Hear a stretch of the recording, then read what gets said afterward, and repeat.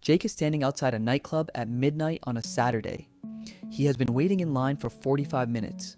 When he gets to the door, he will pay $40 to enter a building, then spend $22 on a single drink that costs the bar $3 to make. And if Jake wants to sit down, he will spend $800 on a bottle of vodka that retails for $30 at the liquor store 2 blocks away. And he will spend that $800 happily, because included with the bottle is an ice bucket, a sparkler, a server who walks across the room holding it above her head while the DJ drops the music, and the attention of every person in the room for approximately 45 seconds. On paper, this is the most economically irrational transaction in the history of modern commerce. People pay to enter, pay again to drink, pay 25 times the retail price for a bottle of alcohol in a room so loud they cannot hold a conversation, and they come back every weekend because the nightclub is not selling alcohol. It is selling status, density, and the fleeting feeling of relevance. And today I'm going to decode exactly what those things cost to produce, and exactly why the business that sells them is one of the most financially volatile, most misunderstood, and most fascinating economic models in American entertainment, the real product being sold.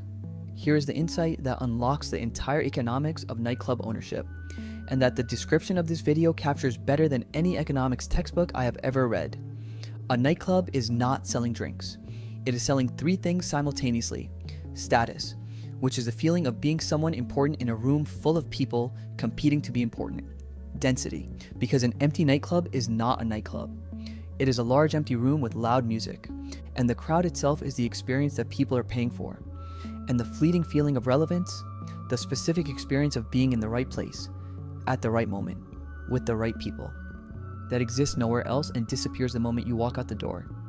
Understanding that these 3 intangibles are what the nightclub is actually selling explains every economic decision in the industry, including the ones that seem most irrational from outside.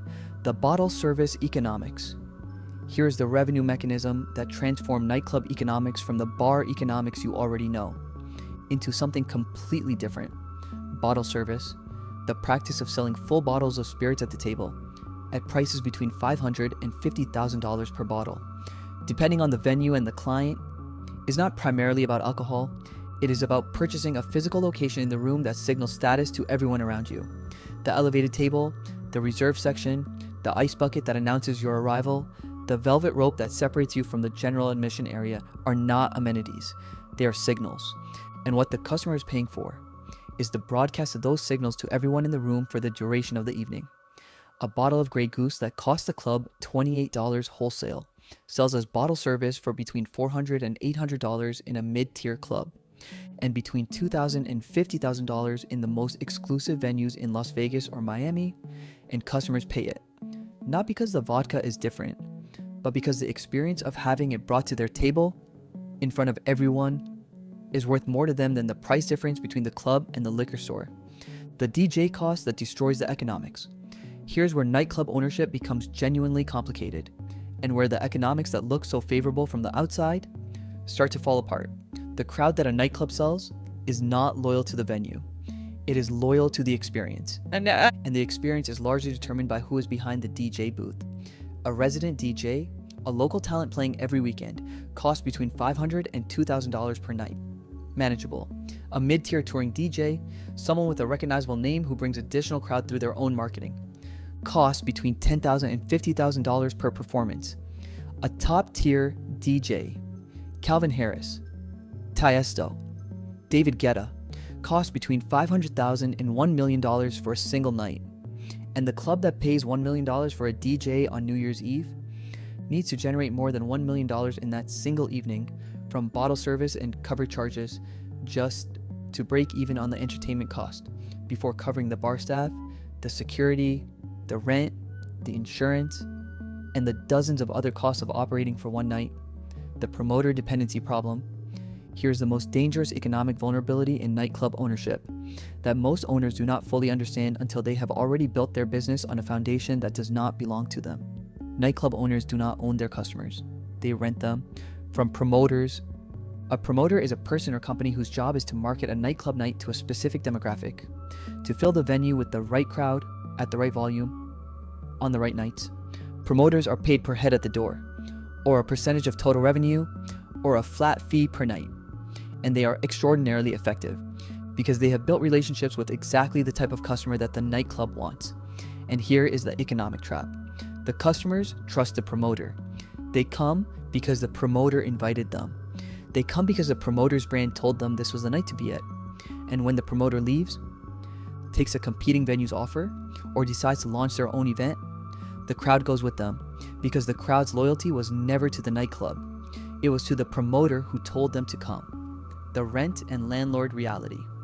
Here's the cost structure that most aspiring nightclub owners discover after they have already committed to the concept.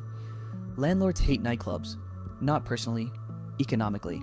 A nightclub tenant brings late night noise that generates complaints from neighboring businesses and residents, liability exposure from alcohol service to thousands of people per week, potential for incidents that damage the building and the reputation of the property, and operating hours that make the building unavailable for other uses until 3 or 4 in the morning, which means landlords charge nightclubs a significant premium over standard commercial rates and require extensive soundproofing, typically costing between $200,000 and $500,000, that the tenant installs at their own expense, and which has no value to any future tenant if the nightclub fails. A nightclub paying $15,000 per month in rent in a building where a regular retail tenant would pay $8,000 is losing $84,000 per year in excess rent, just for the privilege of operating in a space that a landlord would prefer to rent to someone else. The lifespan problem. Here is the economic reality that makes nightclub ownership fundamentally different from almost every other business in this series. Nightclubs have a lifespan, not a market lifespan, a concept lifespan, and that lifespan is typically 3 to 5 years. The crowd that made a nightclub successful in year 1 is the same crowd that is looking for something new by year 3. Because the thing they were buying, the fleeting feeling of relevance, requires novelty to maintain its value. And novelty, by definition, cannot be preserved. It can only be replaced when the crowd moves to the new venue, when the promoter takes their network to a competitor, when the DJ residency ends. The nightclub that was generating $200,000 on a Saturday night can find itself struggling to fill the room within 6 months without any change to the product, without any deterioration in quality, simply because the concept became familiar. And familiarity is the enemy of the product the nightclub was selling. The complete economics. Here's what the full picture looks like for a successful nightclub at peak operation. Annual revenue from cover charges and bottle service and bar sales, $4 million. Cost of goods sold on alcohol approximately $500,000. DJ fees over the course of the year, $600,000. Promoter payments, $400,000. Rent and occupancy, $300,000. Security 24 nights per year at $4,000 per night, $96,000. Staff including bartender, servers, and management, $700,000.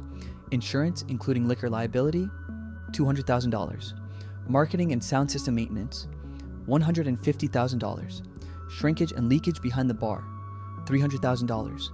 Total costs, $3.5 million.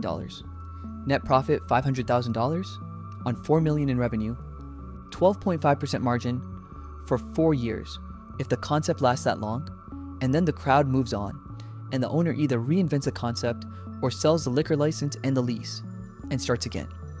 Here's the truth about the economics of owning a nightclub. The margins are better than a bar. The scale is larger than a restaurant, and the highs are higher than almost any entertainment business in America. On a Saturday night at peak, with the right DJ and the right crowd and every table sold, a nightclub generates more revenue per square foot than almost any business you have ever seen in this series. And then the crowd decides it is time to move on. And the owner learns what every nightclub owner eventually learns, that you are never in the nightclub business. You are in the relevance business. And relevance, unlike alcohol, cannot be restocked. You have been decoded. If this video made you think about every nightclub you have ever been to completely differently, subscribe to Money Decoder 3004. Every single week, we decode the economics of the familiar businesses and experiences that shape every American's financial life, simply, honestly, and clearly. Drop a comment below. Have you ever wondered why nightclub bottle service costs $800 for a $30 bottle of vodka? Now you know exactly why. Tell me your best bottle service story below. I read every single comment, and I will see you in the next decode.